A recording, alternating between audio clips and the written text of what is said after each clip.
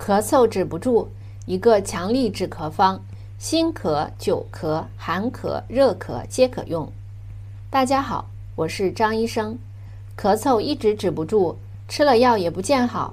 张医生呢，今天送大家一个药方，辛咳、久咳、寒咳、热咳皆可用。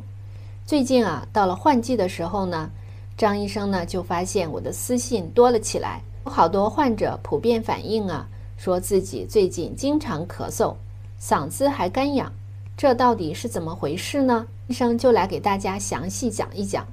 其实每个季节主一个节令，比方说冬天呢主藏，它的这个气机呢主要是往下；那春天呢主升，它的这个气机呢主要是往上。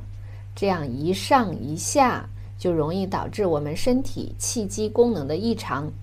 那么这个肺呢，它在最顶部，被我们中医呢称为华盖，因为它的位置呢在咱们这个人体的最上面，并且呢有这个宣发和肃降两种功能。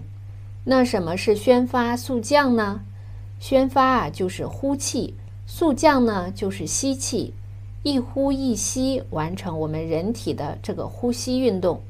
那咳嗽呢，就是肺的宣发肃降的功能出了问题。这两个不管是哪一个出了问题，都会导致我们出现咳嗽。那么张医生呢给大家推荐一个方，止嗽散。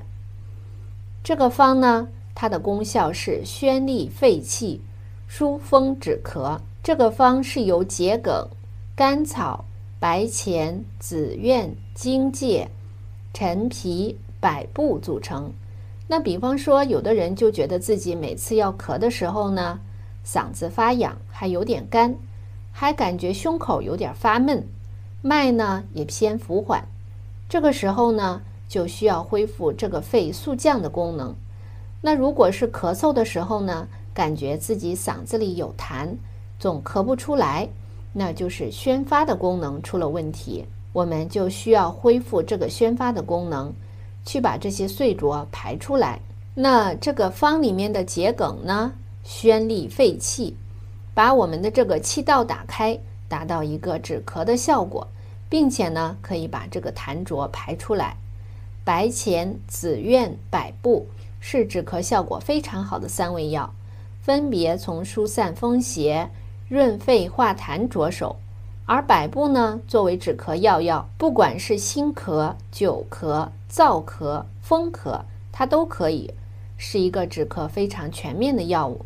所以如果你也有上面说的这些症状，推荐可以使用止嗽散。今天就给大家分享到这里了，我们下期再见。